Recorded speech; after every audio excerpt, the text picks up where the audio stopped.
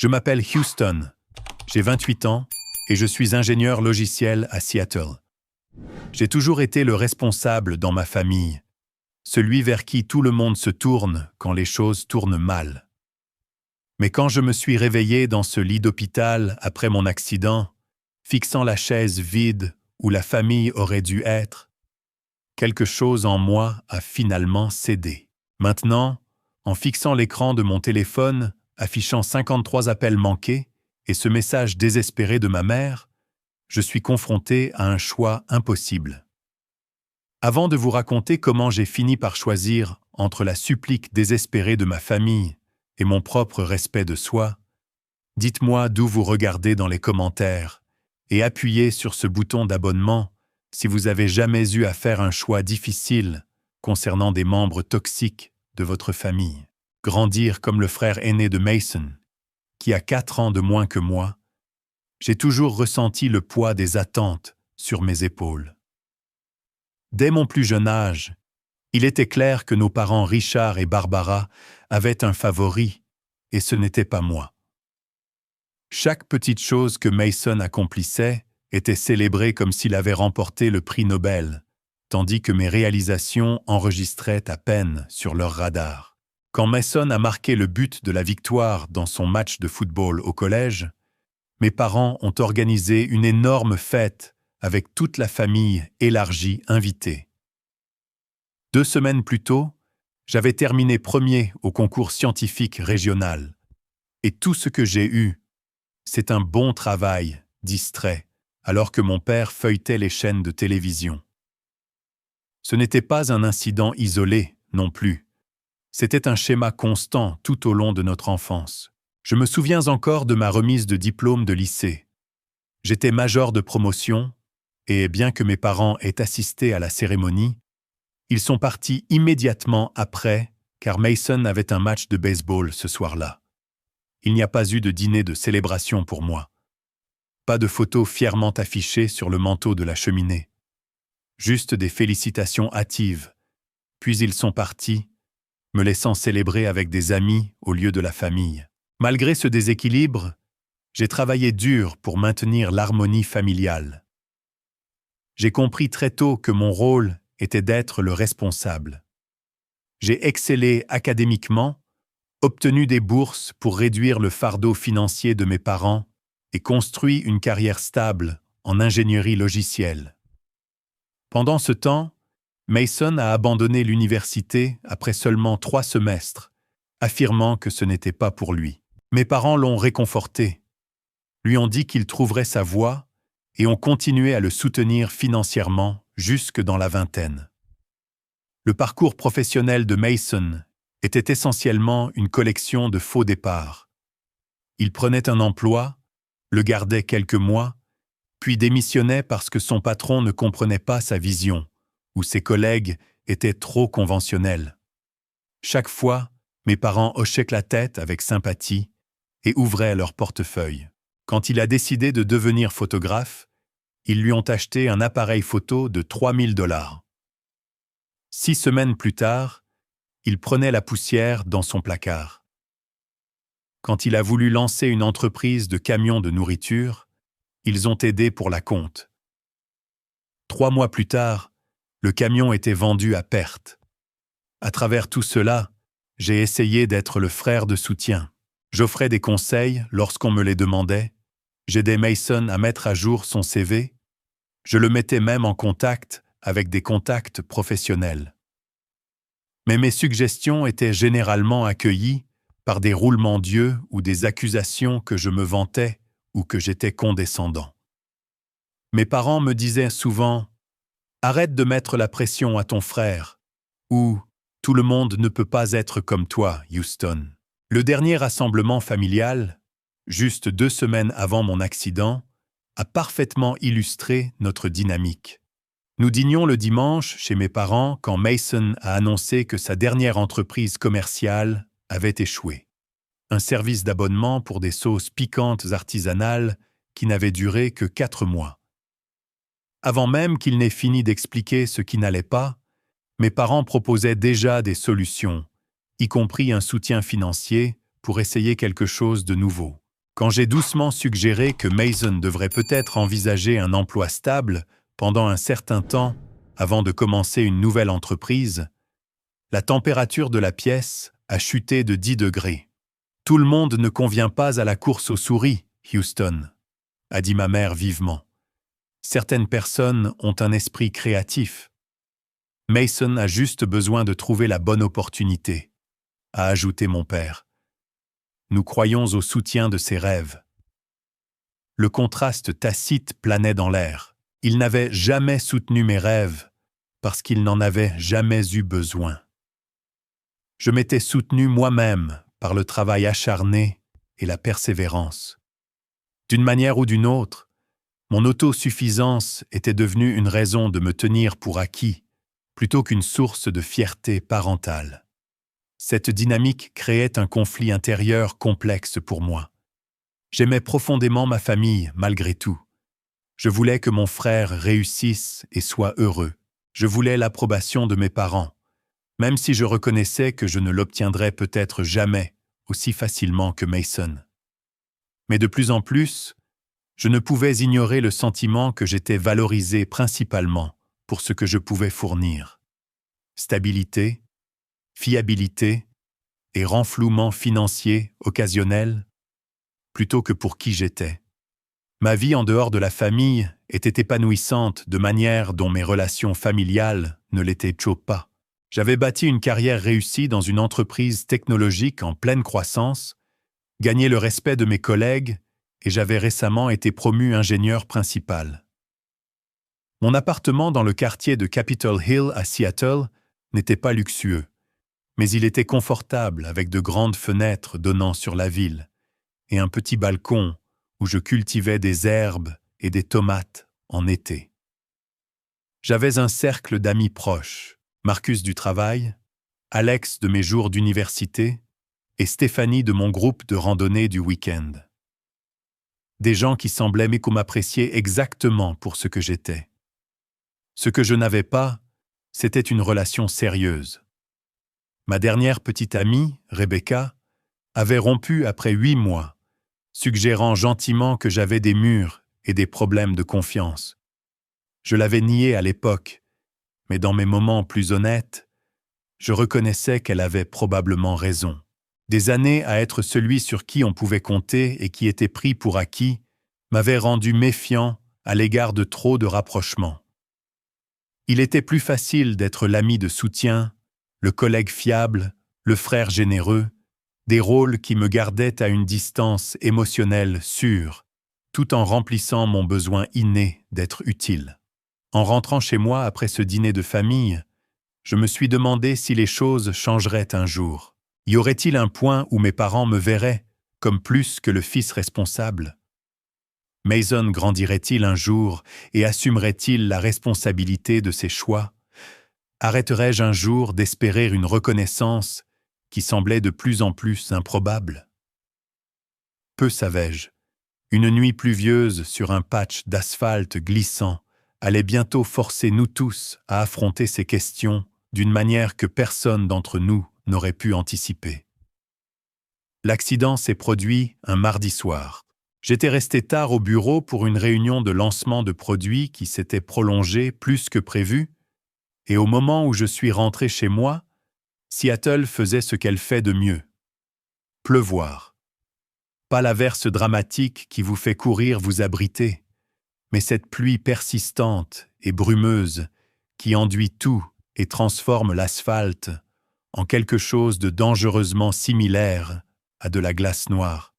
Je me souviens avoir regardé ma montre en sortant du parking du bureau. 22h42. Le trafic s'était aminci et j'avais hâte de rentrer chez moi. Peut-être prendre une bière et me détendre avant de me coucher. La radio jouait une vieille chanson de Pearl Jam et je tambourinais distraitement des doigts sur le volant, passant mentalement en revue les actions à mener suite à la réunion.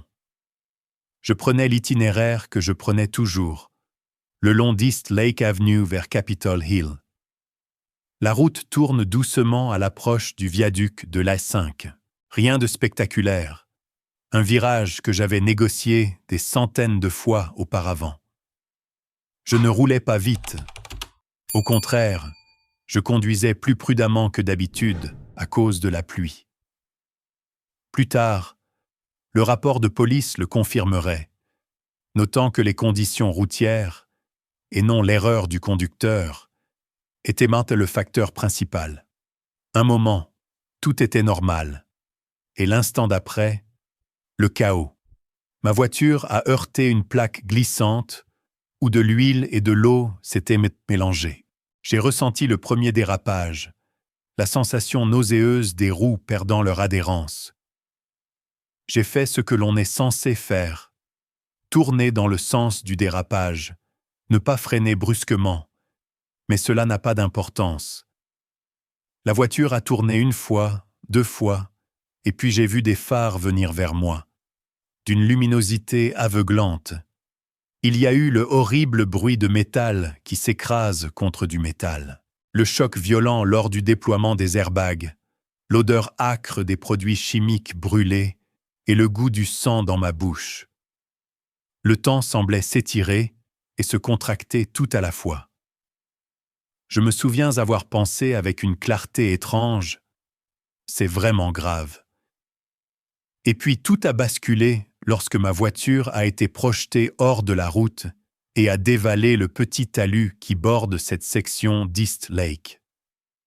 Quand le mouvement s'est arrêté, la première sensation a été la douleur, une douleur vive et insistante sur mon côté gauche, une pulsation dans ma tête et une douleur sourde et inquiétante à ma jambe droite.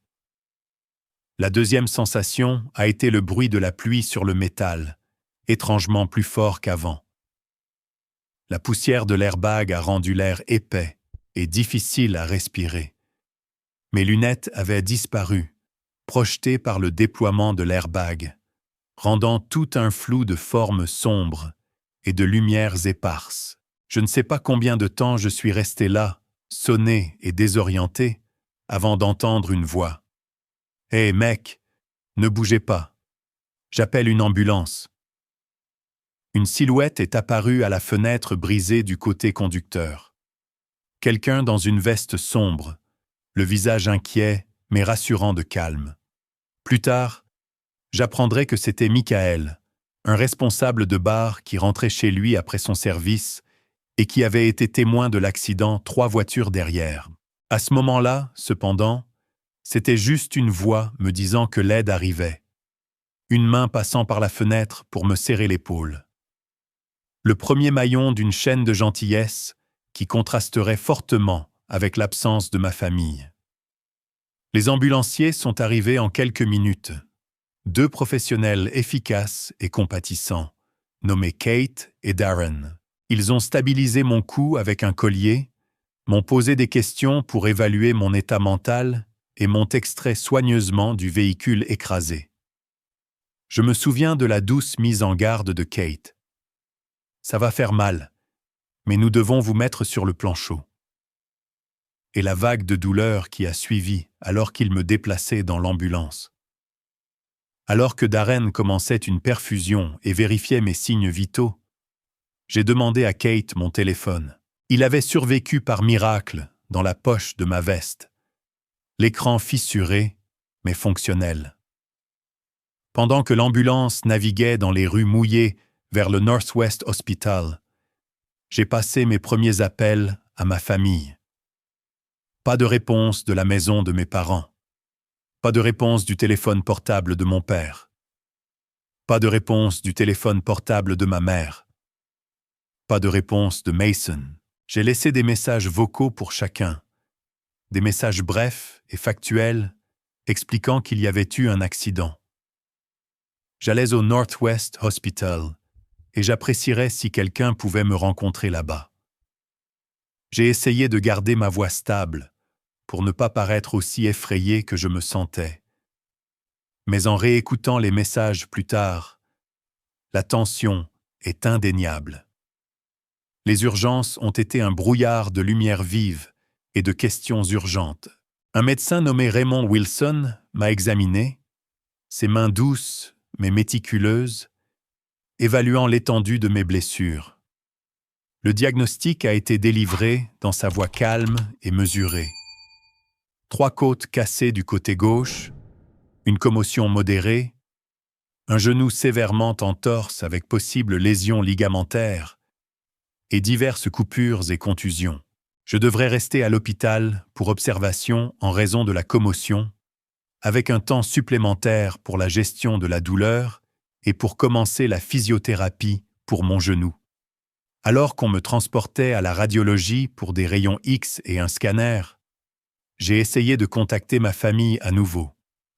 Toujours aucune réponse de personne. Je me suis dit qu'ils dormaient peut-être, bien qu'il ne soit pas si tard, à peine minuit. Peut-être que leur téléphone était en mode silencieux. Peut-être qu'ils vérifieraient leur message le matin et viendraient dès la première heure. J'ai repoussé la petite voix qui murmurait qu'ils auraient dû répondre. Que c'était exactement le genre d'urgence où la famille est censée tout laisser tomber et se présenter. Après que les scanners aient confirmé le diagnostic initial du Dr Wilson, j'ai été admis et déplacé dans une chambre. L'infirmière qui m'a installé s'appelait Jennifer, une femme dans la quarantaine avec un doux accent du Sud et des mains efficaces et douces. Elle m'a vu vérifier mon téléphone à nouveau. « Vous n'arrivez toujours pas à joindre votre famille, ma chérie ?» a-t-elle demandé en ajustant ma perfusion. J'ai secoué la tête, grimaçant de douleur que le mouvement causait. « Ils viendront probablement ce matin, » ai-je dit, essayant de me convaincre autant qu'elle. « Il est tard, et ils n'ont peut-être pas encore vérifié leur message. » L'expression de Jennifer portait une lueur de quelque chose. Du doute peut-être, ou de la sympathie, mais elle a juste hoché la tête et m'a tapoté le bras. « Eh bien, reposez-vous maintenant. Je passerai vous voir pendant la nuit. Et le docteur Wilson a laissé de bonnes prescriptions de médicaments contre la douleur. Vous n'êtes pas seul. » Mais j'étais seul dans toutes les directions qui comptaient. Cette première nuit à l'hôpital a été l'une des plus longues de ma vie. Les médicaments contre la douleur aidaient au malaise physique, mais ne faisaient rien pour le chagrin croissant d'inquiétude et de douleur. Pourquoi personne ne répondait-il? Quelque chose leur était-il arrivé aussi? Ou simplement, ils ne se souciaient pas assez pour vérifier leur téléphone, même tard le soir? Je dérivais dans et hors d'un sommeil induit par les médicaments, chaque réveil apportant une nouvelle vague d'espoir que peut-être maintenant quelqu'un serait assis dans ce fauteuil visiteur. Mais le fauteuil est resté vide, et mon téléphone est resté silencieux. Le matin est arrivé avec la routine de l'hôpital, vérification des signes vitaux, médicaments, un petit déjeuner fade que j'ai à peine touché. Jennifer a été remplacée par un infirmier de jour nommé Thomas, qui m'a aidé à aller aux toilettes et à vérifier mes bandages. Vers 9 heures, j'ai essayé d'appeler tout le monde à nouveau. Toujours pas de réponse. J'ai envoyé des messages textes cette fois, pensant qu'ils seraient peut-être plus susceptibles de les remarquer. À midi, la douleur s'était cristallisée en quelque chose de plus dur et de plus froid. Ce n'était plus une question de dormir toute la nuit ou de manquer des messages. C'était une absence active et choisie. Personne dans ma famille ne s'était soucié de moi depuis 12 heures, malgré plusieurs appels et messages textes indiquant explicitement que j'étais à l'hôpital après un accident de voiture. La vérité était indéniable. Assis là, dans cette chambre stérile, avec rien d'autre que le bip intermittent des moniteurs pour compagnie. Il ne se souciait tout simplement pas assez pour se présenter. Le deuxième jour à l'hôpital s'est déroulé selon un rythme. Infirmière vérifiant les signes vitaux. Dr Wilson s'arrêtant pour évaluer mon état. Des physiothérapeutes venant discuter du programme de réadaptation pour mon genou. La douleur dans mes côtes rendait chaque respiration un effort conscient. Et la commotion me laissait avec un mal de tête persistant et une sensibilité à la lumière. Mais les médecins semblaient satisfaits de mes progrès. Le scanner ne montre aucun saignement ni gonflement dans le cerveau, a expliqué le docteur Wilson en feuilletant mon dossier. Mais avec les commotions, nous devons être prudents. Nous vous garderons encore un jour ou deux pour observation. J'ai hoché la tête, essayant de me concentrer sur ces paroles, à travers le brouillard de douleurs, de médicaments et d'engourdissements émotionnels qui s'étaient installés sur moi. Je n'avais toujours pas eu de nouvelles de ma famille, et j'avais arrêté d'essayer de les appeler. Le silence répété était devenu trop décourageant. Vers 14 heures, la porte de ma chambre s'est ouverte et j'ai levé les yeux, m'attendant à une autre infirmière. Au lieu de cela, j'ai vu Marcus, mon ami le plus proche du travail, portant mon sac d'ordinateur portable et une petite sacoche de sport. « Jésus Houston », a-t-il dit, en examinant mon visage meurtri et les divers tubes et moniteurs. « Tu as l'air d'un enfer, mec. » Malgré tout, j'ai souri. « Merci. C'est tout ce que chaque patient hospitalisé veut entendre. » Marcus a rapproché la chaise visiteur près du lit. « Rachel nous a dit ce qui s'est passé. Toute l'équipe s'inquiète pour toi. » Il a posé la sacoche sur le lit. « J'ai passé chez toi et j'ai pris quelques vêtements, des articles de toilette, ton chargeur. Je me suis dit que tu pourrais en avoir besoin. » La simple gentillesse m'a presque bouleversé. « Merci, ai-je réussi, ma voix plus rauque que je ne l'avais voulu. Il y a une chance que tu aies apporté mes lunettes aussi. La paire de rechange devrait être dans le tiroir de la salle de bain. »« Juste là, » a dit Marcus, en sortant mon étui à lunettes. « Et j'ai apporté ton ordinateur portable pour que tu ne subisses pas de manque de codage. » Alors que je mettais mes lunettes, le monde reprenait sa netteté. Marcus a regardé autour de la pièce vide, son expression devenant plus inquiète. « Où est ta famille ? Je pensais qu'ils seraient là. » La question a frappé comme un coup physique. J'ai détourné le regard, faisant semblant d'ajuster la couverture. Ils ne sont pas encore venus. Marcus fronça les sourcils. Ils ne sont pas encore venus. Ça fait presque 24 heures. Je sais, ai-je dit doucement. Je n'arrive pas à les joindre. Un éclair de colère a traversé le visage de Marcus, rapidement maîtrisé. Il en savait assez sur ma situation familiale pour comprendre ce qui se passait probablement. « Eh bien, je suis là maintenant, » a-t-il dit fermement. « Et l'équipe m'a demandé de te dire de prendre tout le temps nécessaire. Rachel a réaffecté tes projets temporairement. » Pendant que Marcus était là, j'ai décidé de consulter mes emails et mes réseaux sociaux. Quelque chose pour me concentrer sur autre chose que l'absence flagrante de ma famille. Marcus a installé mon ordinateur portable sur la table réglable et je me suis connecté à mes comptes. Je n'avais pas l'intention de regarder Instagram. C'était juste une habitude de parcourir mes sites habituels. Et là, je l'ai vu, publié il y a 14 heures. Une photo de mes parents et Mason au parc d'attractions Wild Waves. Tous les trois souriant largement, barbe à papa à la main, manifestement en train de passer un moment fantastique. L'horodatage montrait que la publication avait eu lieu hier soir, des heures après mes premiers appels de l'ambulance. Mais c'est la légende qui m'a fait tomber l'estomac et mes oreilles bourdonner. Enfin, un peu de paix sans lui. Meilleure journée, temps en famille. Pas de palabres. La publication avait des dizaines de likes, y compris de plusieurs membres de la famille élargie et d'amis de la famille. Il y avait des commentaires aussi. Des gens que je connaissais depuis des années, répondant avec des émojis de rire et ajoutant leurs propres blagues sur le frère sérieux qui donnait enfin une pause à tout le monde. J'ai fixé l'écran, incapable de traiter ce que je voyais. Ils avaient reçu mes messages. Ils savaient que j'étais à l'hôpital. Et non seulement ils avaient choisi de ne pas venir, mais ils étaient allés dans un parc d'attractions pour célébrer mon absence. Marcus, voyant mon expression, s'est penché pour regarder l'écran. Son visage s'est assombri en lisant la publication. « Qu'est-ce que c'est que ça ?» a-t-il dit platement. « Houston, c'est... Je n'ai même pas de mots pour ça. » J'ai fermé l'ordinateur portable, un calme étrange s'installant en moi. C'est éclaircissant, n'est-ce pas?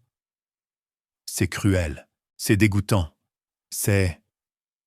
Marcus était plus contrarié que moi, ou du moins le montrait-il plus. Tu dois les confronter tout de suite. J'ai secoué la tête, légèrement conscient de la douleur. Non, je ne vais rien faire. Houston, tu ne peux pas laisser ça passer comme ça. Ils se moquent de toi, publiquement, pendant que tu es allongé dans un lit d'hôpital. Et quelle serait l'utilité de les confronter ? Ai-je demandé calmement. Forcer un moment de culpabilité avant qu'ils ne trouvent un moyen de me faire passer pour le méchant encore une fois. Non. Je pense que je vais juste observer, prendre des notes. Marcus semblait vouloir argumenter, mais a plutôt pris une profonde inspiration. « Tu veux que je reste ce soir ? Je peux dormir sur la chaise. »« Non, rentre chez toi. Je vais bien. » Voyant son regard sceptique, j'ai ajouté « Vraiment ? J'ai beaucoup à réfléchir et j'ai besoin de temps calme. » Après lui avoir arraché la promesse d'appeler si j'avais besoin de quelque chose, Marcus est parti à contre-cœur. Au moment où la porte s'est fermée derrière lui, le calme que j'avais maintenu s'est fracturé. Pour la première fois depuis mon enfance, j'ai pleuré. Pas des larmes silencieuses, mais des sanglots déchirants qui envoyaient de nouvelles vagues de douleur à travers mes côtes cassées. J'ai pleuré pour le petit garçon qui n'avait jamais été suffisant, pour le jeune homme qui avait tellement essayé de gagner un amour qui aurait dû être donné librement, pour l'adulte qui avait enfin vu la vérité dans toute sa clarté indéniable. C'est ainsi que l'infirmière Jennifer m'a trouvé, le visage enfoui dans mes mains, les épaules tremblantes. Sans un mot, elle s'est assise sur le bord du lit et a posé une main douce sur mon bras, attendant que la tempête passe. « Tu veux en parler ?» a-t-elle demandé quand j'ai finalement levé les yeux. Je lui ai montré le post Instagram. Son expression est passée de la compassion à l'indignation en le lisant. « Oh, mon chéri !» a-t-elle dit doucement. « La famille peut être ceux qui nous blessent le plus profondément, n'est-ce pas ?» J'ai hoché la tête, sans mots. « Qu'est-ce que vous allez faire ?»« Rien, ai-je dit. » Ma décision s'est cristallisée au fur et à mesure que je parlais. Je vais me concentrer sur ma guérison. Je vais protéger ma paix et je ne leur donnerai pas la satisfaction de savoir qu'ils m'ont blessé. Jennifer a hoché la tête lentement. Parfois, la dignité est la seule chose que nous pouvons contrôler. Mais n'oubliez pas, la famille choisie peut être plus réelle que le sang. J'ai éteint complètement mon téléphone après cela. Quoi qu'il arrive ensuite, je l'affronterai selon mes propres termes, pas les leurs. S'ils ne pouvaient pas se donner la peine de me rendre visite à l'hôpital, je ne me donnerais pas la peine d'être disponible quand ils se souviendraient enfin de mon existence. Le 3e jour à l'hôpital a apporté une réduction notable de la douleur physique, mais une intensification de la turbulence émotionnelle. L'équipe médicale avait ajusté mes analgésiques, trouvant un équilibre qui maintenait le pire inconfort à distance, tout en laissant mon esprit plus clair. Le docteur Wilson semblait satisfait de mes réponses neurologiques, suggérant que la commotion se résolvait bien, et le spécialiste orthopédiste qui a examiné mon genou a confirmé que, bien que sévèrement entorse, les ligaments étaient intacts. Une petite grâce au milieu de tout le reste.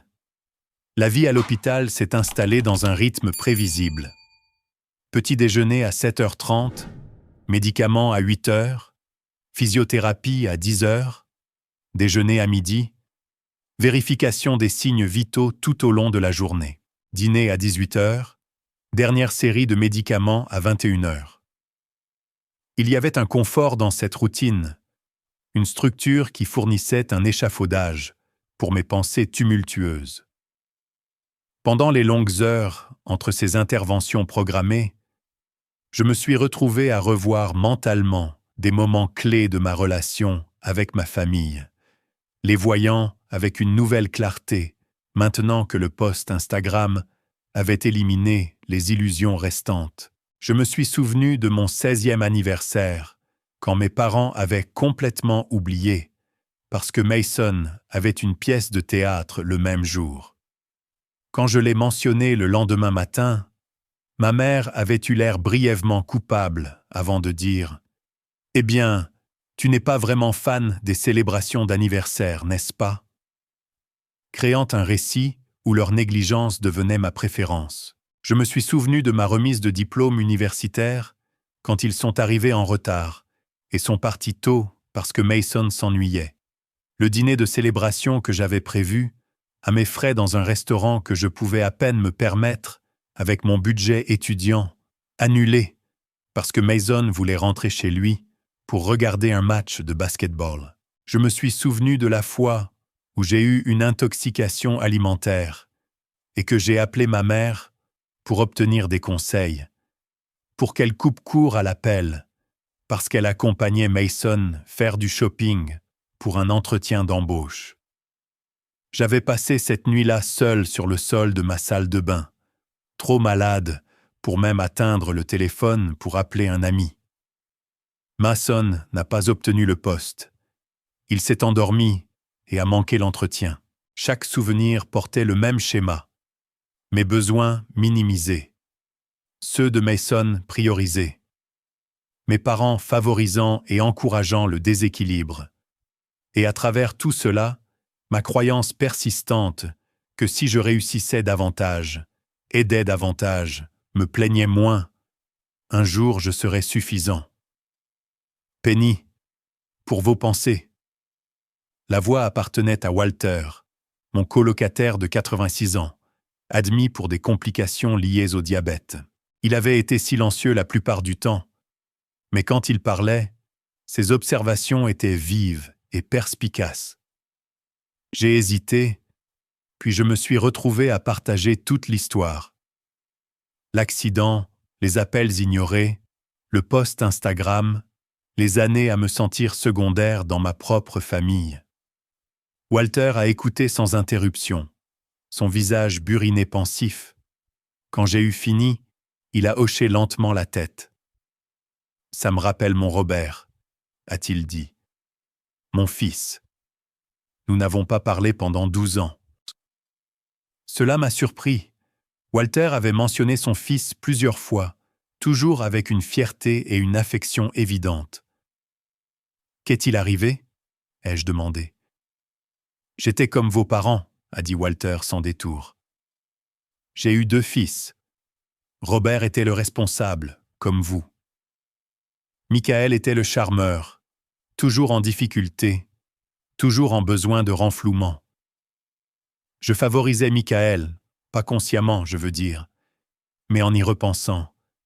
C'est limpide, comme de l'eau de roche. Robert a tellement essayé, et je l'ai pris pour acquis. » Walter s'est déplacé dans son lit, grimaçant légèrement. Le signal d'alarme est venu quand Robert a arrêté d'essayer, arrêté d'appeler, arrêté de visiter, juste s'est éloigné. Et vous savez quoi? Il m'a fallu 3 mois pour même remarquer qu'il était parti. Le parallèle avec ma situation n'a pas échappé. Comment vous êtes-vous réconciliés? Ce n'était pas facile, a admis Walter. D'abord, j'ai dû reconnaître ce que j'avais fait. Ensuite, j'ai dû m'excuser. Vraiment m'excuser. Pas ce genre de « je suis désolé si vous vous êtes senti blessé » absurde. Et puis est venue la partie la plus difficile. J'ai dû changer mon comportement. Les mots sans action n'auraient été que la même chose. Il m'a regardé droit dans les yeux. Votre famille n'aura peut-être jamais ce moment de clarté. Certaines personnes ne l'ont pas. Et voici la chose, jeune homme. Tu ne peux pas les faire voir. La seule personne dont le comportement tu peux contrôler, c'est le tien. Alors, que devrais-je faire ? Ai-je demandé, voulant sincèrement son avis. Le respect de soi n'est pas égoïste, a dit Walter fermement. C'est parfois la seule chose qui te sauve. Établis des limites. Sois clair sur ce que tu accepteras et ce que tu n'accepteras pas. Sois prêt à ce qu'ils résistent, à ce qu'ils t'appellent difficile, égoïste ou ingrat, et sache que se choisir soi-même ne signifie pas que tu ne les aimes pas. Cela signifie que tu t'aimes enfin assez, toi aussi. Ces paroles ont résonné profondément, articulant la décision qui se formait dans mon esprit depuis la vision de ce post Instagram. Je ne me contorsionnerai plus pour gagner une approbation qui aurait dû être donnée librement. Je ne permettrai plus d'être valorisé seulement pour ce que je pouvais fournir, plutôt que pour qui j'étais. J'aimerais ma famille, mais à une distance qui protégerait mon nouveau respect de moi-même. L'après-midi a apporté plus de physiothérapie, se concentrant sur des mouvements doux pour maintenir la mobilité de mon genou blessé sans forcer les tissus en cours de guérison. Le thérapeute, David, était patient et encourageant, expliquant chaque exercice et son objectif. Quand j'ai mentionné que je pourrais rentrer chez moi le lendemain, il a fourni des instructions détaillées pour continuer la thérapie à domicile. La clé est la cohérence, a-t-il expliqué. Des mouvements petits et réguliers vous aideront à guérir plus rapidement que des sessions sporadiques et intenses. Il m'a frappé que ces conseils s'appliquaient également à la guérison émotionnelle. De petits actes constants de soins personnels et de maintien des limites seraient finalement plus efficaces que des confrontations dramatiques ou des gestes grandioses. En soirée, le docteur Wilson a confirmé que je pouvais sortir le lendemain matin, à condition que quelqu'un me conduise à la maison et reste avec moi pendant au moins les premières 24 heures. Je l'ai assuré que Marcus s'était déjà porté volontaire, ce qui était vrai. Il avait envoyé un SMS à l'accueil des infirmières depuis que mon téléphone restait éteint. Ma dernière nuit à l'hôpital a été consacrée à une contemplation tranquille. La décision de ne pas contacter ma famille semblait à la fois libératrice et terrifiante. Des années de conditionnement m'avaient appris que mon rôle était de maintenir l'harmonie familiale à n'importe quel prix pour moi-même. S'éloigner de ce rôle signifiait entrer en territoire inconnu. Mais comme Walter l'avait dit, le respect de soi devait parfois passer en premier. Alors que je dérivais vers le sommeil, je me suis demandé combien de temps il faudrait à ma famille pour remarquer mon absence. Les paroles de Walter résonnaient dans mon esprit. Il m'a fallu 3 mois pour même remarquer qu'il était absent. Ma famille remarquerait-elle plus tôt ou ne me contacterait-elle que lorsqu'ils auraient à nouveau besoin de quelque chose de moi? La réponse viendrait plus tôt que je ne m'y attendais et sous une forme que je n'aurais jamais pu anticiper. Le processus de sortie a commencé tôt le lendemain matin, une frénésie de paperasse, d'ordonnances et d'instructions. Le docteur Wilson a passé en revue mes médicaments, soulignant l'importance de prendre les analgésiques comme prévu, plutôt que d'attendre que la douleur devienne intense. Le but est de rester en avance sur la douleur, a-t-il expliqué. Il est beaucoup plus difficile de la contrôler une fois qu'elle est intense. Le physiothérapeute a fourni des exercices imprimés avec des illustrations claires, et l'infirmière de sortie a passé en revue les signes d'alerte qui nécessiteraient un retour à l'hôpital. À 10h30, j'étais assis dans un fauteuil roulant à l'entrée où Marcus m'attendait avec sa voiture. « Le char vous attend, noble monsieur », a-t-il dit avec un salut théâtral, essayant d'alléger l'ambiance. J'ai apprécié l'effort, même si mon sourire semblait rigide et artificiel. Le trajet jusqu'à mon appartement était choquant après des jours dans le calme de l'hôpital. La ville semblait trop bruyante, trop lumineuse, trop rapide. Chaque bosse sur la route envoyait une vague de douleur à travers mes côtes, malgré les médicaments. Et au moment où nous sommes arrivés à mon immeuble, je serrais les dents et je transpirerais légèrement. « Tu vas bien ?» a demandé Marcus en m'aidant à sortir de la voiture. « Oui, ai-je réussi. J'ai juste oublié à quel point bouger fait mal. » Le trajet en ascenseur jusqu'à mon appartement au 4e étage a semblé interminable. Quand Marcus a finalement déverrouillé ma porte et que je suis entré, la vue était à la fois réconfortante et étrange. Tout était exactement comme je l'avais laissé il y a 3 jours, intact par le changement sismique de mon paysage émotionnel. Le courrier s'était accumulé sous la fente à courrier. Une tasse de café traînait encore sur le comptoir où je l'avais laissée avant de partir travailler le jour de l'accident. La plante sur le rebord de la fenêtre s'affaissait légèrement, ayant besoin d'eau. Marcus m'a aidé à m'installer sur le canapé, arrangeant des coussins pour soutenir mon genou blessé et minimiser la pression sur mes côtes. Il s'est ensuite déplacé efficacement dans l'appartement, arrosant les plantes, collectant le courrier, organisant mes médicaments sur le comptoir de la cuisine, rangeant les vêtements et les articles de toilette qu'il avait apportés à l'hôpital. « J'ai fait les courses hier, » a-t-il dit, l'ouvrant pour me montrer. « Rien d'extraordinaire, mais assez pour que tu n'aies pas à cuisiner pendant quelques jours. Et j'ai configuré un compte de livraison de nourriture. Utilise juste l'application quand tu as besoin de quelque chose. » Le contraste entre ces soins attentionnés et l'absence de ma famille était si frappant. C'était presque physique.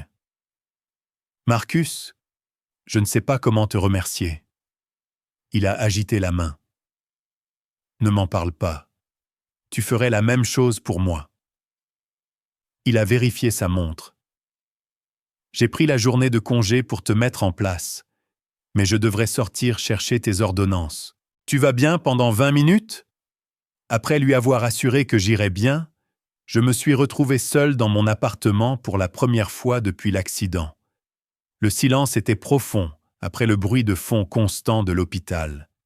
J'ai appuyé ma tête contre le canapé et j'ai fermé les yeux, me permettant de ressentir pleinement le mélange de soulagement d'être à la maison et d'appréhension quant à la gestion de ma guérison largement seule. Quand Marcus est revenu avec mes médicaments, il m'a aidé à prendre les premières doses, puis a mis des alarmes sur mon téléphone pour les prochaines séries. « Vous devrez respecter le calendrier avec ceci », m'a-t-il rappelé, faisant écho au docteur Wilson, surtout pour les premiers jours. En début d'après-midi, la réalité de mes nouvelles limitations est devenue claire lorsque j'ai tenté mon premier voyage solo aux toilettes. Chaque mouvement nécessitait de la planification et provoquait de la douleur. Le simple fait de se lever du canapé était une négociation entre diverses parties blessées de mon corps. La courte marche dans le couloir me laissait essoufflé et tremblant. La salle de bain elle-même présentait des défis inattendus. Comment s'abaisser aux toilettes sans mettre de poids sur mon mauvais genou? Comment se laver les mains tout en se balançant sur une jambe? Mais c'est la douche qui est devenue le symbole de ma nouvelle réalité. Marcus avait aidé à installer une chaise de douche et avait installé un accessoire de pommeau de douche à main avant de partir pour la soirée, promettant de revenir le matin. Debout sous l'eau chaude, manœuvrant maladroitement pour garder mes bandages au sec, j'ai été frappé par la profonde vulnérabilité de ma situation et la force inattendue que je trouvais en elle. Cette douche, ce petit acte de soin personnel accompli à travers la douleur et la difficulté, représentait une nouvelle forme d'indépendance. Pas l'indépendance basée sur les capacités dont j'avais toujours été fier, mais quelque chose de plus profond. Une indépendance émotionnelle née de la reconnaissance que je pouvais faire face à l'adversité sans ma famille et survivre quand même. Trouver encore des moments de paix et même de petites victoires. Au cours des jours suivants, une rotation d'amis est intervenue pour aider. Alex a apporté des repas faits maison, portionnés dans des contenants qui pouvaient être facilement réchauffés. Stéphanie a fait des courses, ramassant des provisions et une genouillère plus confortable que celle fournie par l'hôpital. Des collègues ont envoyé un énorme panier de fruits avec une carte signée par tous les membres de mon équipe. Ma voisine Lisa a descendu mes poubelles au vide-ordures chaque soir et a rentré mon courrier. Le contraste avec l'absence de ma famille n'aurait pu être plus marqué. Ces gens, amis, collègues, même voisins, se sont présentés sans qu'on le leur demande, offrant une aide spécifique plutôt que des platitudes vagues, prenant des nouvelles sans être intrusifs. Ils ont démontré ce à quoi ressemblait un vrai soin, rendant le comportement que j'avais accepté de ma famille pendant des années plus inacceptable en comparaison. Le 3e jour à la maison, ma patronne Rachel a appelé. « Je prends juste des nouvelles », a-t-elle dit. « Et avant que vous ne demandiez, non, je n'ai pas besoin de mises à jour sur le projet Mendoza. C'est géré. » « Merci », ai-je dit, sincèrement soulagé. J'essayais de suivre les emails, mais... « Houston, tu as eu un grave accident. Ton travail en ce moment est de guérir, pas de surveiller ta boîte de réception. Nous nous débrouillerons. C'est à ça que servent les équipes. » Ces mots m'ont profondément touché. C'est ce à quoi servent les équipes. Ma famille n'a jamais fonctionné en équipe, du moins pas une qui m'incluait comme membre égal. J'avais toujours été du personnel de soutien, censé aider, mais pas m'attendre à être aidé en retour. C'est Rachel qui a finalement posé la question. Les autres avaient été trop polis pour la formuler directement. « Houston, où est ta famille dans tout ça? Ne devrait-il pas t'aider ?» La question posée avec une inquiétude sincère plutôt qu'avec jugement a traversé la neutralité prudente que j'avais maintenue sur le sujet. Je me suis retrouvé à lui raconter les appels ignorés, le post Instagram, les années de déséquilibre. J'ai éteint mon téléphone, ai-je conclu. J'ai besoin d'espace pour traiter tout ça sans que leur voix dans ma tête me dise que je réagis de manière excessive ou que je suis égoïste. Ce n'est pas égoïste, c'est de l'autopréservation, a dit Rachel fermement. Et pour ce que ça vaut, je pense que c'est depuis longtemps attendu. À la fin de la semaine, j'avais établi une nouvelle routine. Médicaments, exercices, période de repos, courtes promenades autour de l'appartement pour maintenir la mobilité. Je bougeais un peu mieux chaque jour, bien que la douleur dans mes côtes restait vive avec certains mouvements, et mon genou ne pouvait toujours pas supporter tout le poids. C'est exactement une semaine après ma sortie de l'hôpital que j'ai finalement décidé de rallumer mon téléphone. La décision n'a pas été prise à la légère. J'avais appris à apprécier le silence que j'avais créé, libre des attentes et des exigences de ma famille. Mais l'isolement complet n'était pas durable à long terme, et je devais au moins vérifier les messages des amis et de mon équipe médicale. Je n'étais pas préparé à ce que j'ai trouvé quand l'écran s'est finalement allumé. La routine matinale était devenue presque mécanique. Médicaments avec un petit déjeuner, exercices d'étirement doux, une marche prudente autour de l'appartement pour détendre les muscles raides. Je bougeais plus facilement maintenant, bien que les bleus sur mon visage et mon torse aient évolué en un spectre spectaculaire de jaunes et de violets, et mes côtes protestaient vivement si je bougeais trop vite ou si je respirais trop profondément. Assis à ma table de cuisine avec une tasse de café, je tenais mon téléphone à la main, mon pouce planant au-dessus du bouton d'alimentation. Une semaine de silence numérique avait été étonnamment paisible. Pas d'email exigeant des réponses, pas de mise à jour sur les réseaux sociaux, déclenchant des comparaisons, pas de messages familiaux nécessitant un travail émotionnel pour y répondre. Mais il était temps de renouer, au moins partiellement. Le téléphone a mis plusieurs minutes à s'allumer, puis les notifications ont commencé. Un flux constant au début, puis un torrent. Email, messages textes, messages vocaux, appels manqués. La plupart provenaient d'amis et de collègues qui prenaient des nouvelles, des rendez-vous médicaux de suivi, des communications de routine que je devrais trier plus tard. Mais ce qui a fait bondir mon rythme cardiaque et trembler mes mains, c'est le nombre d'appels manqués de ma famille. 53 au total, 22 de ma mère, 18 de mon père, 13 de divers membres de la famille élargie, tantes, oncles, cousins, tous dans les dernières 24 heures. Les messages vocaux ont commencé assez poliment. « Houston, c'est maman. Rappelle-moi quand tu pourras. »« Houston, c'est papa. J'ai besoin de te parler de quelque chose. Rappelle. » Mais ils ont rapidement augmenté en urgence. « Houston, où es-tu? C'est important. Appelle immédiatement. »« Houston, pour l'amour de Dieu, décroche ton téléphone.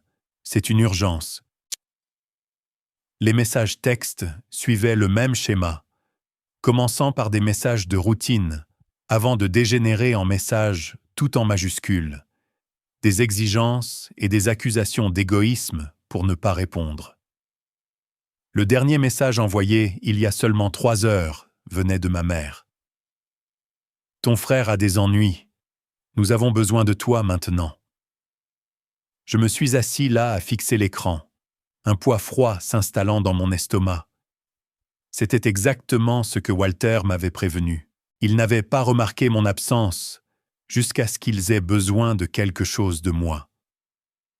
Pas une seule fois, dans aucun des messages, il n'y avait eu mention de mon accident, de mon séjour à l'hôpital, ou d'inquiétude pour mon bien-être. Juste des demandes croissantes pour mon aide face à la crise que Mason avait créée maintenant. Mon esprit est immédiatement allé aux crises passées de Mason que j'avais été appelé à résoudre. La fois où il avait maximisé 3 cartes de crédit et avait besoin que je co-signe un prêt de consolidation de dette. La fois où il avait été viré pour absentéisme chronique et avait besoin que je le mette en contact avec quelqu'un de mon réseau professionnel. La fois où il avait crashé la voiture de mes parents après avoir bu et avait besoin que j'aide à convaincre la compagnie d'assurance qu'elle avait été volée. Chaque fois, j'étais intervenu, chaque fois, j'avais résolu les choses, chaque fois, mon complaisance avait permis à Mason d'éviter les conséquences et à mes parents d'éviter de reconnaître leur rôle dans la création d'un fils qui ne pouvait pas fonctionner comme un adulte indépendant. D'après le ton frénétique des messages et quelques références spécifiques dans les textes, j'ai reconstitué ce qui s'était passé. Mason avait été arrêté pour conduite en état d'ivresse et dommages matériels. Il avait apparemment percuté une vitrine après une nuit de beuverie. Personne n'avait été blessé heureusement, mais il faisait face à des accusations sérieuses. Mes parents voulaient que je paie sa caution et le dépôt pour un bon avocat. Ils espéraient aussi que je parle à des gens au tribunal, croyant apparemment que mes liens professionnels s'étendaient au système judiciaire pénal. Alors que j'étais assis à ma table de cuisine, toujours bandé et meurtri, l'absurdité de la situation m'a frappé de plein fouet. Pendant 1 semaine, alors que je luttais avec les soins personnels de base après un grave accident, il ne m'avait pas contacté une seule fois. Maintenant, parce que Mason avait besoin d'argent et de connexion, ils submergeaient mon téléphone, comme si leur vie dépendait de ma réponse immédiate. La pression familière commençait à s'accumuler dans ma poitrine. Le poids de la responsabilité, le besoin inné de secourir, de réparer, d'apaiser les choses. Ma respiration s'accélérait, envoyant des douleurs vives à travers mes côtes blessées. Mes mains devenaient moites et la pièce semblait légèrement basculer. À ce moment-là, j'ai reconnu les symptômes physiques de l'anxiété qui étaient devenus si normalisés que je les remarquais rarement. C'est ainsi que mon corps avait toujours réagi aux crises familiales, avec des réactions de combat ou de fuite que j'avais appris à ignorer au nom d'être fiable. Mon téléphone a sonné, me surprenant. Pas ma famille cette fois, mais Marcus qui prenait des nouvelles. « Hé, comment va l'invalide aujourd'hui » a-t-il demandé joyeusement. « Je viens de rallumer mon téléphone, » ai-je dit, ma voix sonnant distante, même à mes propres oreilles. Il y a eu une pause et 53 appels manqués de ma famille ces dernières 24 heures. Mason a été arrêté pour DUI et dommages matériels. Ils veulent que je paie sa caution et son avocat. Marcus est resté silencieux un moment. Quand il a parlé, sa voix était prudente, mais ferme. « Et qu'est-ce que tu vas faire ?»« Je ne sais pas, » ai-je admis. Une partie de moi veut se précipiter et tout réparer comme je le fais toujours. Faire disparaître tout ça pour que tout le monde puisse prétendre que tout va bien. Et l'autre partie se souvient de ce post Instagram, ai-je dit doucement. Se souvient d'être allongé dans ce lit d'hôpital pendant 3 jours, pendant qu'ils allaient dans un parc d'attractions. Se souvient qu'ils n'ont appelé que lorsqu'ils avaient besoin de quelque chose de moi. La réponse de Marcus fut immédiate et sans équivoque. Ils t'ont montré qui ils sont, Houston. Crois-les. La simplicité de cette déclaration a traversé le brouillard d'obligations et d'habitudes. Ma famille m'avait montré à plusieurs reprises et de manière constante exactement qui elle était et ce qu'elle valorisait. Le post Instagram n'était pas une anomalie. C'était juste l'expression la plus flagrante d'une dynamique qui existait depuis des années. « Tu as raison », ai-je dit, une nouvelle résolution renforçant ma voix. Je dois arrêter de faire semblant qu'ils seront un jour la famille que je veux qu'ils soient. Alors, que maintenant ? A demandé Marcus. Maintenant, ai-je dit, je dois trouver comment répondre d'une manière qui préserve mon respect de moi-même, mais qui ne ferme pas complètement la porte. Car malgré tout, ils sont toujours ma famille, et je les aime. Après notre conversation, je me suis assis avec mes pensées pendant un long moment, considérant mes options. Le silence complet serait le plus facile émotionnellement, mais entraînerait probablement des tentatives croissantes pour me contacter, y compris potentiellement quelqu'un qui se présenterait à mon appartement. Quelque chose à quoi je n'étais pas physiquement ou émotionnellement préparé dans mon état actuel. Une réponse cinglante dénonçant leur hypocrisie serait momentanément satisfaisante, mais fermerait la porte à toute relation future. Ce dont j'avais besoin, c'était une réponse qui établirait des limites claires, tout en laissant de la place à un changement potentiel. Non pas parce que je m'y attendais, mais parce que je voulais rester fidèle à mes propres valeurs, indépendamment de leur comportement. La décision s'est installée en moi avec une clarté surprenante. Pour la première fois de ma vie, je répondrai à une crise familiale en me plaçant d'abord, pas par dépit ou par vengeance, mais par le respect de soi que Walter avait si sagement identifié comme essentiel à la survie. Après mûre réflexion, j'ai composé un message texte pour ma mère. Je suis au courant de la situation de Mason. Je suis désolé qu'il ait des ennuis, mais je ne fournirai pas d'argent pour la caution ni de frais d'avocat. Je viens de sortir de l'hôpital après un grave accident de voiture, celui dont je vous ai parlé à plusieurs reprises, la semaine dernière, pendant que vous étiez tous à Wild Waves. Je suis encore en convalescence et je ne suis pas en mesure d'aider financièrement ou autrement pour le moment. J'espère que Mason recevra le soutien dont il a besoin pour faire de meilleurs choix à l'avenir. Je l'ai lu 3 fois avant d'appuyer sur envoyer, en m'assurant qu'il était clair, mais pas cruel. Ferme, mais pas vindicatif. La réponse fut immédiate. Mon téléphone a sonné quelques secondes après la réception du message. Le nom de mon père est apparu à l'écran. Pendant un instant, j'ai envisagé de ne pas répondre, mais cela ne ferait que retarder la conversation inévitable. Et je voulais en finir. J'ai pris une profonde inspiration, grimaçant de douleur à mes côtes, et j'ai accepté l'appel. « Houston, quel genre de message est-ce » La voix de mon père était tendue de colère. « Ton frère a de sérieux ennuis. »« Je sais, papa, j'ai lu les messages. »« Alors tu sais que nous devons le faire sortir aujourd'hui. La caution est de plein $1000 et nous avons besoin d'au moins $5000 pour un bon avocat. »« Je ne payerai pas ça, » ai-je dit, ma voix plus calme que je ne m'y attendais. Mason a créé cette situation avec ses choix. Il doit en assumer les conséquences. Il y eut un moment de silence stupéfait avant que mon père n'explose. « Comment peux-tu être si égoïste ? C'est ton frère. La famille aide la famille. » Où était cette aide familiale quand j'étais à l'hôpital pendant 3 jours après mon accident de voiture ? Ai-je demandé calmement.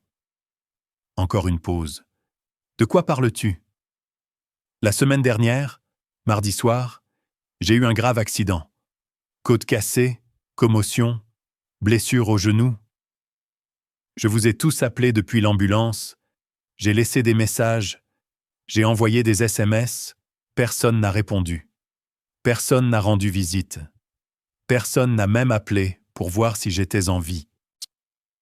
Nous n'avons reçu aucun message, a dit mon père, mais sa voix manquait de conviction. Papa, j'ai vu le post Instagram.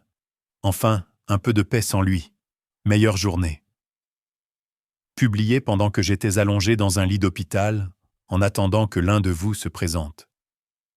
C'était Mason qui ne pensait pas. A-t-il changé de tactique ? Tu sais comment il est. Ta mère et moi n'avons rien à voir avec cette légende. Mais vous étiez là, papa, dans un parc d'attractions, le jour après que je vous ai dit que j'étais à l'hôpital. Houston, tu exagères. Nous ne savions pas que ton accident était si grave. Parce que vous n'avez jamais pris la peine de le découvrir. Ai-je interrompu, un événement rare dans la dynamique de notre famille. Vous n'avez pas appelé, vous n'avez pas envoyé de SMS, vous n'avez pas rendu visite, vous ne vous êtes pas soucié jusqu'à ce que vous ayez besoin de quelque chose de moi. Sa voix s'est durcie. Alors, c'est la vengeance. Nous ne t'avons pas rendu visite. Donc, tu n'aideras pas Mason. Non, papa. C'est une limite. Pendant des années, j'ai tout laissé tomber chaque fois que Mason créait une crise. J'ai payé ses factures, j'ai réparé ses erreurs, j'ai utilisé mes relations pour lui trouver des emplois qu'il n'a pas gardés. Tout cela alors que vous et maman permettiez son comportement et preniez mon aide pour acquise. J'en ai fini avec ce schéma. Alors, qu'est-ce qu'on est censé faire ? A-t-il exigé. Le laisser simplement en prison ? C'est peut-être exactement ce dont il a besoin, ai-je dit. Peut-être qu'affronter de vraies conséquences fera ce que notre complaisance collective n'a pas réussi à faire pour l'aider à grandir et à prendre la responsabilité de ses actes. Je n'arrive pas à croire ce que j'entends, a dit mon père, sa voix montant. Ce n'est pas toi, Houston. Tu as toujours été le fiable, celui sur qui on pouvait compter. C'est le problème, papa. J'ai été le fiable parce que Mason a été autorisé à être l'irresponsable. Ça ne marche plus pour aucun de nous. Si tu n'aides pas ton frère maintenant, quand il a vraiment besoin de toi, a dit mon père, sa voix basse et menaçante. Ne t'attends pas à ce que nous soyons là pour toi à l'avenir. L'ironie de la déclaration était si profonde que j'ai presque ri. Papa, tu n'étais pas là pour moi dans le présent ou dans le passé? Pourquoi espérerais-je un futur différent? C'est ce que tu penses? Que nous n'avons pas été là pour toi après tout ce que nous avons fait? Qu'avez-vous fait exactement, papa? Quand avez-vous jamais mis mes besoins en premier? Quand avez-vous jamais célébré mes réalisations comme vous célébrez les plus petits efforts de Mason? Quand m'avez-vous jamais montré que vous étiez là comme je l'ai toujours été pour vous tous? Son silence était une réponse suffisante. J'ai été éloigné tout en étant assis juste à côté de vous toute ma vie, ai-je dit calmement. Au moins maintenant, nous sommes honnêtes à ce sujet. L'appel s'est terminé peu après, mon père toujours en colère, mais peut-être avec les premières graines de compréhension plantées. Je n'avais aucune illusion qu'une seule conversation changerait des décennies de dynamique familiale. Mais c'était un début. La première fois que j'avais clairement articulé mon expérience et défini des limites explicites sur ce que je ferais et ne ferais pas. Les jours suivants ont apporté une vague de messages de la famille élargie. Certains soutenant ma décision de prendre du recul, d'autres critiquant ce qu'ils considéraient comme un abandon de mon frère en son heure de besoin. J'ai répondu à chacun avec la même clarté calme. J'aimais ma famille, mais je ne voulais plus cautionner des schémas nuisibles, ni être valorisé seulement pour ce que je pouvais fournir en cas de crise. Mason lui-même a fini par me contacter environ une semaine après son arrestation. Il avait été libéré sous caution arrangée par mes parents, qui avaient apparemment rassemblé l'argent eux-mêmes. Son message était une étude d'une responsabilité tiède. « Salut, frangin. J'ai entendu dire que tu avais eu un accident. C'est nul. Désolé de ne pas avoir pris de tes nouvelles. Les choses ont été folles avec ces trucs juridiques. Je sais que tu es en colère à propos du post Instagram. C'était juste une blague. Ça ne voulait rien dire. Bref, j'espère que tu te sens mieux. Aucune reconnaissance de la douleur causée, aucune réelle excuse, aucune reconnaissance du schéma de comportement, juste le vieux Mason qui effleure la surface de la responsabilité sans jamais plonger dans ses profondeurs. Ma réponse a été mesurée. J'accepte tes excuses pour le poste, Mason. J'espère que ta situation juridique se résoudra d'une manière qui t'aidera à faire de meilleurs choix à l'avenir. Je me remets lentement, mais sûrement. Donc, on est bon. Il a texté immédiatement. Nous sommes dans un endroit différent, ai-je répondu. Je t'aime, mais notre relation doit changer. Je ne pourrai plus t'aider financièrement, ni utiliser mes relations pour résoudre des situations. Je soutiendrai ta croissance et tes efforts sincères pour changer d'autres manières. Sa réponse a été révélatrice. Un emoji pouce levé suivi d'un silence radio. Sans la perspective d'une aide pratique, Mason n'avait que peu d'intérêt à maintenir la communication. Ça faisait mal, mais ça confirmait aussi la sagesse de mes nouvelles limites. 3 mois sont passés. Ma guérison physique a bien progressé. Côte guérie, commotion cérébrale complètement résolue, genou en amélioration avec une physiothérapie constante. La guérison émotionnelle était plus complexe, mais tout aussi progressive. Des séances hebdomadaires avec un thérapeute m'ont aidé à dénouer le nœud des dynamiques familiales et à établir des schémas de pensée plus sains concernant ma valeur et mes relations. Un groupe de soutien pour les enfants adultes de parents émotionnellement immatures m'a apporté perspective et communauté.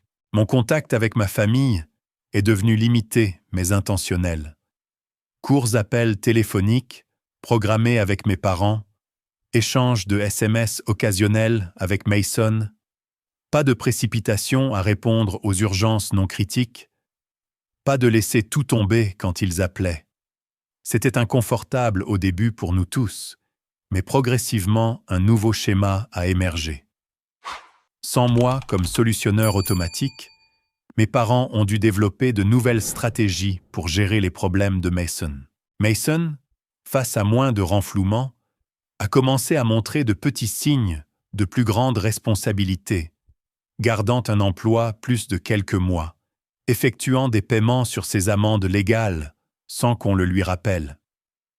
Mes parents, bien que le favorisant encore subtilement, sont devenus marginalement plus conscients du déséquilibre dans la façon dont ils nous traitaient. Quand l'invitation au dîner de Noël est arrivée, j'ai passé des jours à délibérer. Retourner à la maison familiale serait un test de mes nouvelles limites. Après en avoir discuté avec mon thérapeute, j'ai décidé d'y assister, mais avec des garanties.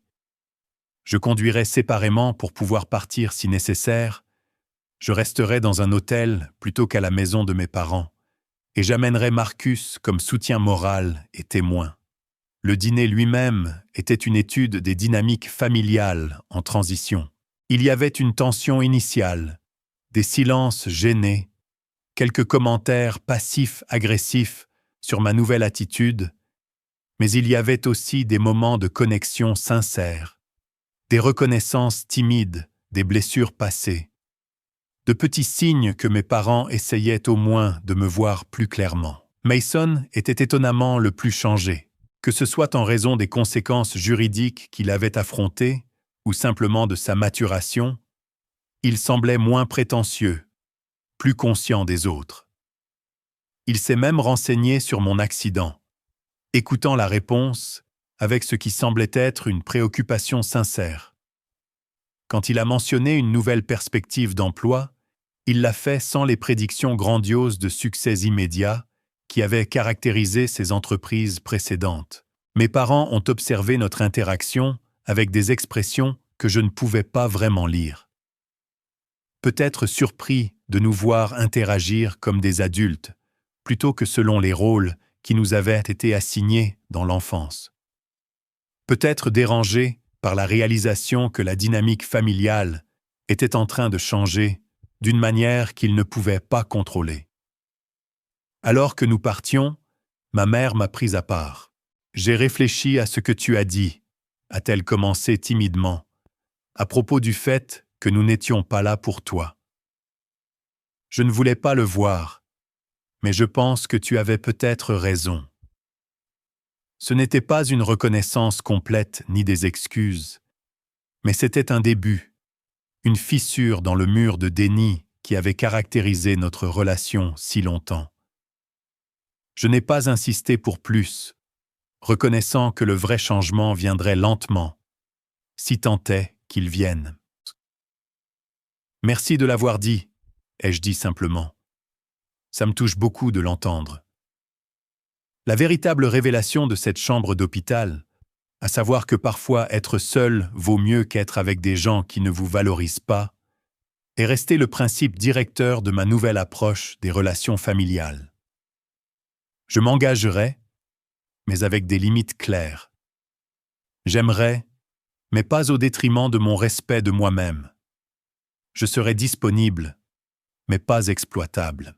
Alors que Marcus et moi rentrions à l'hôtel ce soir-là, il m'a demandé si je regrettais d'avoir pris une position aussi ferme 3 mois plus tôt. Pas une seconde, ai-je répondu sans hésitation. C'était la chose la plus difficile que j'ai jamais faite, mais aussi la plus nécessaire. Ils essaient à observer Marcus, à leur manière maladroite et imparfaite. Ils essaient, ai-je convenu. Et c'est tout ce que je peux demander. L'effort, pas la perfection. Tout comme j'essaie aussi. La différence, c'est que maintenant, je ne suis plus le seul à devoir faire des efforts. Le chemin entre ce lit d'hôpital et cet nouvel équilibre n'avait pas été facile ni simple. Il y avait eu des conversations difficiles, des prises de conscience douloureuses, des moments de doute et de solitude. Mais il y avait aussi eu de la croissance, de l'authenticité et une nouvelle relation avec moi-même et ma famille. Une relation basée sur la réalité plutôt que sur des rôles, sur le respect mutuel plutôt que sur une obligation unilatérale. Alors que je repense maintenant à ces 53 appels manqués et à ce message désespéré de ma mère, je réalise que parfois, la réponse la plus puissante n'est pas de répondre à l'appel, mais de demander pourquoi ils n'ont jamais appelé quand vous en aviez le plus besoin. Parfois, guérir les relations familiales nécessite d'abord de briser les schémas malsains, même lorsque cette rupture ressemble à une trahison pour ceux qui ont bénéficié du statu quo. Avez-vous déjà eu à faire un choix difficile entre obligation familiale et respect de soi?